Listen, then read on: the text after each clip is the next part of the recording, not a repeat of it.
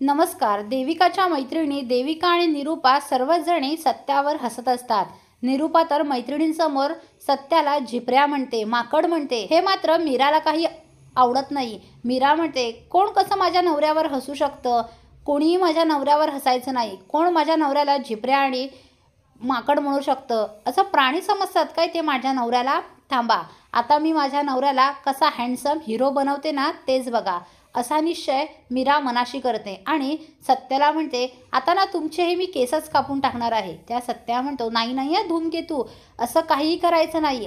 अगं त्यांच्या मनाचा विचार तू का करतेस? ते मूर्ख आहेत, ते हसणार, ते बोलणार, पण त्यांचा विचार आपण नाही करायचा. आपल्याला जे पाहिजे ना तेच आपण करायचं. सोडून देतो विषय. त्यावर मीरा म्हणते, असं कसं सोडून द्यायचं?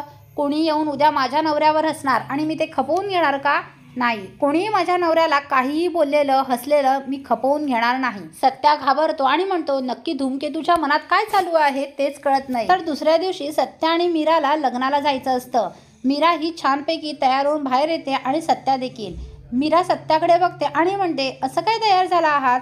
थांबा, मी तयार करते. सगळ्यांना माझा नवरा हँडसम दिसला पाहिजे आणि मुळात माझा नवरा आहेच हँडसम. मीरा सत्याला घेते, एका खुर्चीत बसवते, त्याचा छानपैकी मेकअप करते, त्याची दाढी कटिंग करते, त्याचे केस बारीक करते आणि एकदम भारी मेकअप करून हँडसम बनवते आणि स्वतःच त्याची दृष्ट काढते. सत्या म्हणतो, धूमकेतू काय करतेस तू हे? अगं कशाला? काही नाही, मी आहे तसाच बरा आहे. तेव्हा मीरा म्हणते, तुम्ही शांत बसा हो, मी बरोबर करते.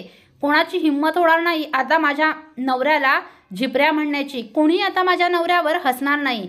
तुम्हाला एकदम हँडसम बनवते. तेव्हा सत्या म्हणतो, काय करतेस ना तू धूमकेतू? तेव्हा मीरा म्हणते, चला झाला आता मेकअप, आता हा गॉगल लावा. आणि ती गॉगल लावते आणि म्हणते, बघा आता आरशात. आणि सत्या आरशात बघतो तर स्वतःलाच त्याला एकदम भारी वाटतं. तो म्हणतो, अरे वा धूमकेतू, तू तर मला एकदम हिरोज बनवून टाकलंस. एकदम हँडसम दिसतोय मी.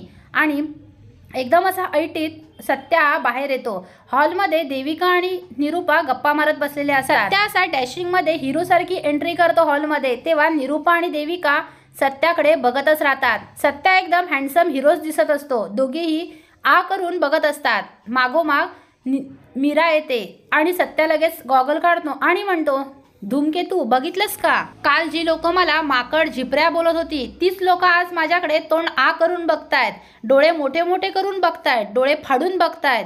तेव्हा मीरा म्हणते, हो मग बघणारच, आज माझा नवरा कसा हँडसम दिसतो आणि मुळात माझा नवरा आहेच हँडसम. आता सत्या आणि मीराची जोडी एक नंबर दिसत असते. दोघंही खूप छानपैकी तयार होऊन बाहेर लग्नाला निघालेले असतात. निरूपा आणि देविका तोंडात बोटं घालून त्यांच्याकडे बघत असतात.